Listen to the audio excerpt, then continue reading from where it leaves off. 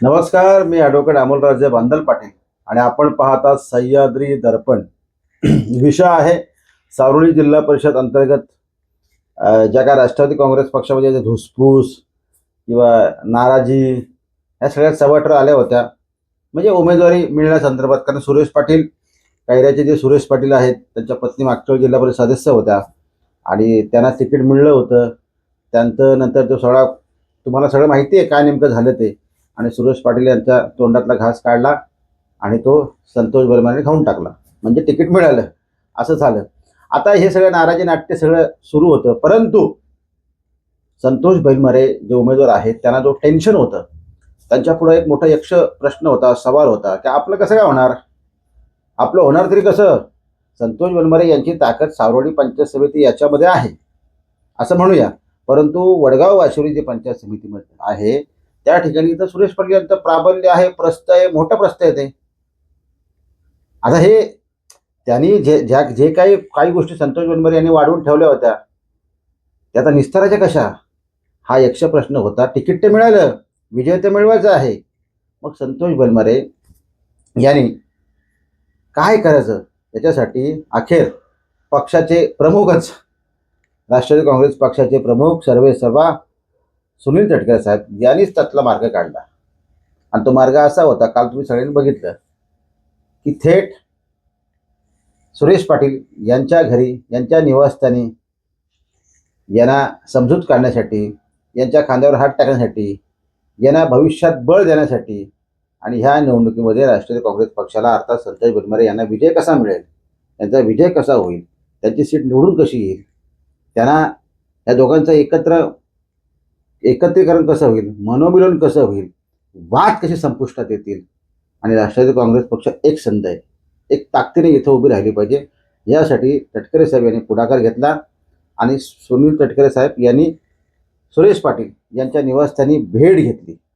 आता ह्या भेटीदरम्यान सुधाकर घारे, बंधू पाटील आणि संतोष बनमरे जे उमेदवार आहेत ते देखील उपस्थित होते.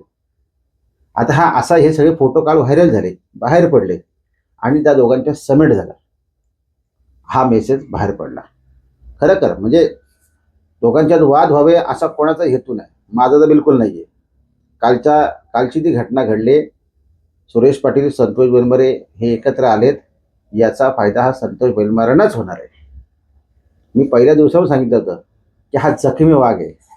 कोण? सुरेश पाटील. तटकरे साहेबांनी आपल्या बातमीची दखल घेऊन काय सांगितलं की सुरेश पाटील हा जखमी वाघ नाहीये, तर ढाण्या वाघ आहे. अर्थात बरोबर आहे, तटकरे साहेबांचं बरोबर आहे, तो ढाण्याच वाघ आहे. पण ह्या ढाण्या वाघला जखमी करायचं काम ह्या मागच्या आठवड्यात केलं गेलं. पण ठीक आहे, राजकारणात सगळ्या गोष्टी होत असतात, होऊ द्या.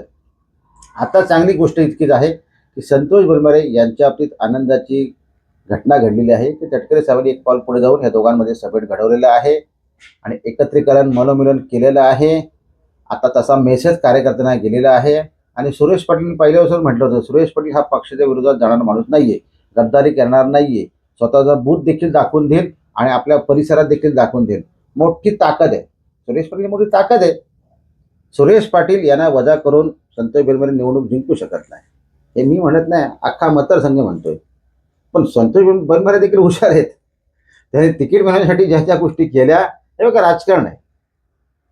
त्यांनी काय केलं, तो त्यांचा भाग होता. तिकीट मिळवण्यासाठी सुरेश पाटील यांनी ज्या ज्या गोष्टी केल्या ते त्यांनी मिळवलं, त्यात ते यशस्वी ठरले. परंतु मिळालेलं तिकीट हे पुन्हा मला कसं मिळेल याच्यासाठी ज्या ज्या गोष्टी केल्या त्या संतोष बनमरे माहीर आहेत. त्यांचं देखील कौतुक केलं पाहिजे, अभिनंदन केलं पाहिजे. ठीक आहे, असू द्या, तो वेगळा विषय आहे, बोलू आपण काहीतरी. परंतु आज संतोष बनमरे, आता तुम्ही टेन्शन फ्री व्हा, तुमचं टेन्शन जरा कमी व्हा. तुम्ही जरा आता इतर ठिकाणी प्रचारामध्ये लक्ष द्या. आता सुरेश पाटील कुठे हलणार नाहीयेत, जागेवरच आहेत. ते प्रचारात दिसतील, नाही दिसले तरी काय काळजी करू नका, टेन्शन धरू नका.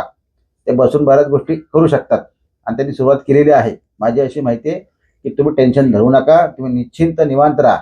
तटकरे साहेब ज्या अर्थी त्यांच्या घरी आले सुरेश पाटील यांच्या निवासस्थानी, त्या अर्थी तुमचं बरेचसं काम हलके झालेलं आहे. संतोष बनमरे, तुमच्यासाठी आनंदाची बातमी म्हणावी लागेल. तुम्हाला जो काय असा घाम फुटला होता, तो आता काय रुमालाची तुम्हाला गरज नाहीये. आता काय रुमालाची गरज नाही. तुम्ही मस्त तुमचा छानपैकी प्रचार करा, खालचे उमेदवार घेऊन मस्त छानपैकी प्रचार विचार करा, निश्चिंत राहा. म्हणून म्हणलं तटकरे साहेब जादूगार आहेत, ते काही करू शकतात. त्याच्यावर ते सुरेश पाटील यांना तिकीट देऊ शकतात, तर संतोष बेंबरे यांना निवडून सुद्धा आणू शकतात. ही ताकद पुनीत तटकरे या माणसाकडे, व्यक्तिमत्वाकडे आहे, ते कोणीच नाकारू शकत नाही. परंतु चला, संतोष बेंबरे यांनी देखील प्रचार आपला सुरू केलेला आहे आणि बऱ्यापैकी त्यांच्या प्रचारात सगळा उत्स्फूर्त प्रतिसाद देखील त्यांना चांगला मिळतोय. आणि ठीक आहे, नौका जरी चेहरा असला असू द्या, काही अडचणी. ते पक्षाचे तालुका अध्यक्ष आहेत, त्याच्यामुळे त्यांच्या परीने त्याच्या गोष्टी ते लोकांना कन्व्हिन्स करत असतात, सांगत असतात. आणि सुरेश पाटील ही मोठी ताकद आहे खालच्या पंचायत समितीमध्ये, वरच्या पंचायत समितीमध्ये देखील त्याची ताकद आहे, कारण त्यांचे जुने संबंध आहेत, परिवार आहे, मित्र परिवार, हितचिंतक आहे. आता सुरेश पाटील हे पक्षाचे प्रामाणिकच काम करणार होते आणि आहेत. आता ते कुठेही अशी गद्दारी वगैरे काय काय काय काय करणार नाहीयेत. आपण पहिल्या दिवसात सांगितलं होतं, सुरेश पाटील हा तसा माणूस नाहीये. त्यांच्यासाठी बरेच ऑप्शन होते. सुरेश पाटलांसाठी बऱ्याच लोकांनी रेड कार्पेट टाकलं होतं, पण नाही ना, त्यांना त्या जायचंच नाही त्या वाट्याला, तर ते कशाला जातील? ज्या गावाला त्यांना जायचंच नाही त्या एसटीचं तिकीट ते काढतील कशाला? पण ठीक आहे, नेता आपल्या घरी आला, नेत्याचा आदर मान सन्मान त्यांनी केलेला आहे आणि नेत्यांनी देखील त्यांना बऱ्याच गोष्टी सांगितलेल्या आहेत, कानास बऱ्याच गोष्टी सांगितलेल्या आहेत. आणि ज्या ज्या गोष्टी उद्या काळात होतील त्या आपण नक्कीच बघू. आणि सुरेश पाटील यांना उद्या काळात पक्षाकडून बल मिळणार आहे, एवढं मत निश्चित. कारण इतका मोठा नेता ज्यावेळी एखाद्या आपल्या नेत्याच्या घरी येतो आणि तो दुखावलेला असतो, ज्याच्यावर अन्याय झाला, त्याला देखील समाधान वाटतं, बळ मिळतं, ताकद मिळते. आणि ज्यांनी अन्याय केला तो देखील व्यक्ती आपल्या घरी आला तर राग रुसवे ह्या गोष्टी नसतात. राजकारणात ह्या गोष्टी सगळ्या क्षम्य असतात. त्याच्यामुळे ठीक आहे, कोणी तिथं माफी मागितली का न मागितली तो वेगळा मुद्दा ठेवा, राजकारण आहे. त्याच्यामुळे संतोष बेंबरे यांच्यासाठी ही चांगली बातमी म्हणावी लागेल. कारण सुरेश पाटील यांचं शांत होणं, यांची जखम भरणं, जखम सुकणं हे संतोष बेंबरेसाठी, यांच्यासाठी अतिशय चांगली बातमी म्हणावी लागेल.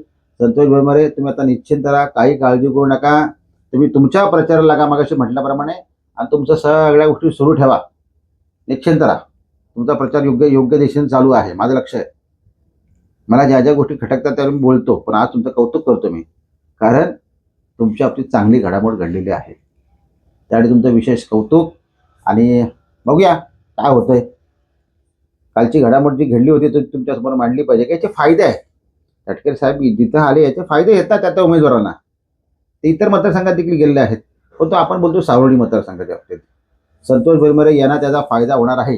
तटकरे साहेबांनी तांबाटीमध्ये देखील ते गेले होते, अविनाश आंबळे यांची जे सरपंच आहेत त्यांची देखील भेट घेतली. मग हा फायदाच म्हणावा लागेल ना, बेनिफिट म्हणावं लागेल संतोष बेंबरे यांना. आणि ठाकरेगड सोबत आहे आणि ठाकरेगड इंटॅक्ट राहणार आहे, कुठे दगाफटका होणार नाही. ह्या सगळ्या चांगल्या गोष्टी तुमच्या बाबतीत घडतात, त्या मांडल्या पाहिजेत. पॉझिटिव्ह गोष्टी आहेत त्या मांडल्या पाहिजेत, म्हणून हा व्हिडिओ केलेला आहे. कालची अतिशय चांगली घडामोड घडलेली आहे तुमच्या बाबतीत. संतोष बेंबरे, काळजी करू नका, तुम्ही तुमच्या प्रचारामध्ये व्यस्त राहा, मग्न राहा, प्रचार झुकून देऊन करा. पुढे काय होतं बघूया आपण. ओके, थांबूया तोपर्यंत. धन्यवाद.